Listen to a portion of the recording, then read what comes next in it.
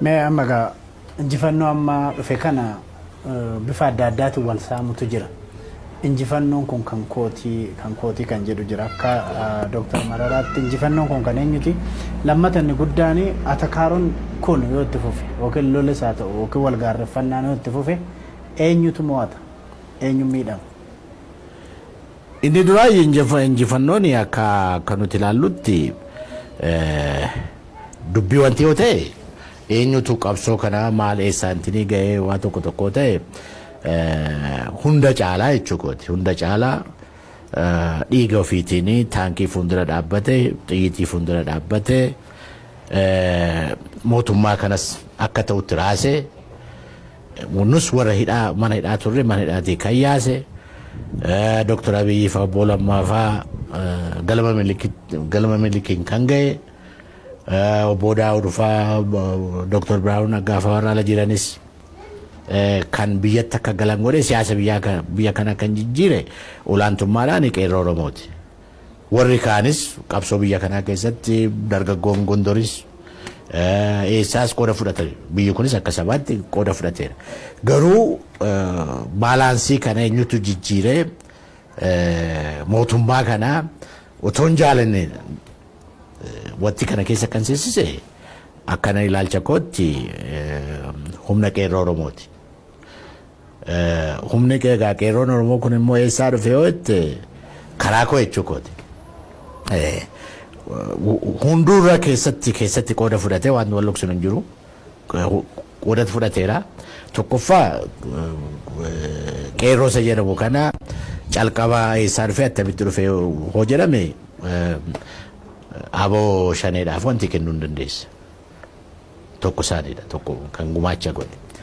Isaanitti taane filannoota darbanii hunda caalaa filannoota 2007 keessatti dargaggoo Oromoo Oromiyaa maratti chochoosuudhaanii mazaafa gosa lamaffaa dubbifte hamma dandeenye tokkoffaa duruma sennaa manaa baanu Oromoo Youth League jennee liigii dargaggoo ergannee Oromoo fudhannee manaa baane jechuudha. Sana keessa dargaggoon keenyas chochii sana keessas haa ta'u, ijaarsa sana keessas haa ta'u, qeerroon Oromoo qabsoo kana laga ceessuu keessaa haa ta'u, dhaabbiin kun lammaffaatti bal'inaa waan qooda fudhate natti fakkaata. Sadaffaan egaa Jawaarii fi OMN'dha. Kana keessatti chochii dargaggoo kana keessatti qooda kan fudhate jechuudha. Kana jechuun koo warri kaan keessa hin jiranii miti. Gara dhumaa Opidoo keessaas dhaabbota Oromoo biraas biyyuma kana yoo qabsoon kun Gondar Gojjam Gondar gahee iddoo baay'eedha qooda kan fudhate bal'aadha akka wantitti jechuudha. Garuu chochii qeerroon dhalatee attamitti guddatee mootummaa kana raasee kan jiru akkasittan ilaalanii jechuudha. Ilaalcha akkasiin qaba jechuudha. Ijaa kana injifannoon kan sababa Oromoos kan sababa biyya kanaatiifis injifannoo ta'e jechuudha. Injifannoo sana keessaa gaa hunduu kan ofii qoodachuu hin danda'a. Ani ammasiin gumaacha akkasiin godhe, inni sunis gumaacha akkasiin godhe.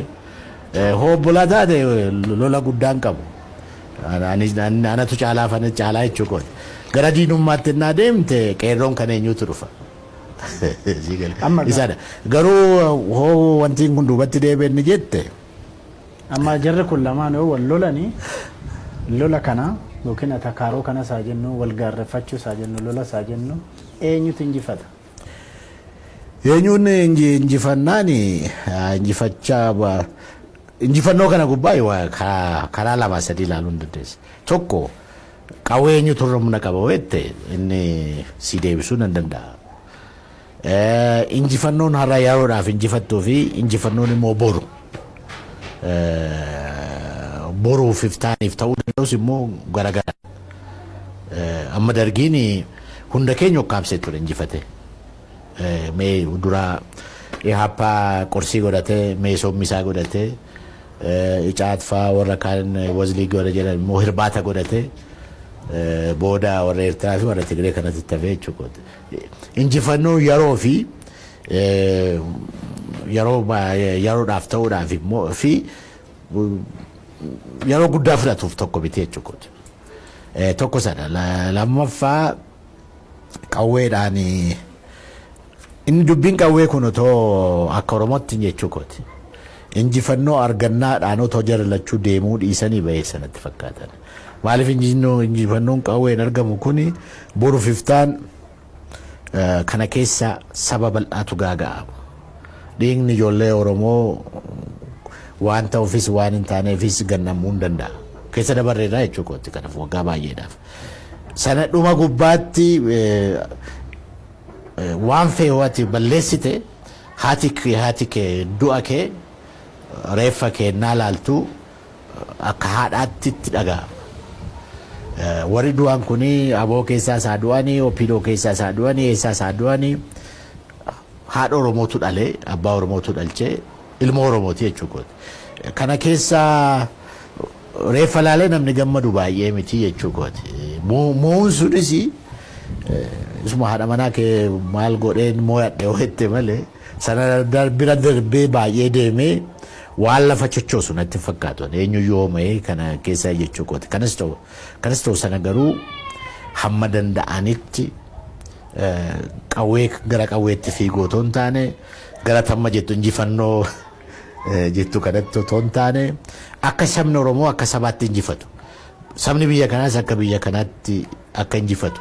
Sirni hunda qeerroo isa jedhamu kana calqaba eessaa dhufee attamitti dhufee hoo jedhame aboo shaneedhaaf wanti kennuu hin dandeessa. Tokko isaaniidha, tokko kan gumaacha godhe. Isaanitti taane filannoota darbanii hunda caalaa filannoota 2007 keessatti dargaggoo Oromoo Oromiyaa maratti chochoosuudhaanii Mazaafa Kosa lammaffaa dubbifte hamma dandeenye tokkoffaa duruma sennaa manaa baanu Oromoo Youth League jennee leegii dargaggoo ergannee Oromoo fudhannee manaa baane jechuudha. Sana keessa dargaggoon keenyas chochii sana keessas haa ta'u, ijaarsa sana keessas haa ta'u, qeerroon Oromoo qabsoo kana laga ceessuu keessa haa ta'u, dhaabbiin kuni lammaffaatti bal'inaa waan qooda fudhate natti fakkaata. Sadaffaan egaa Jawaarii fi OMN'dha. Kana keessatti chochii dargaggoo kana keessatti qooda kan fudhate jechuudha. Kana jechuun warri kaan keessa jiranii miti. Gara dhumaa opiidoo keessaas dhaabbota Oromoo biraas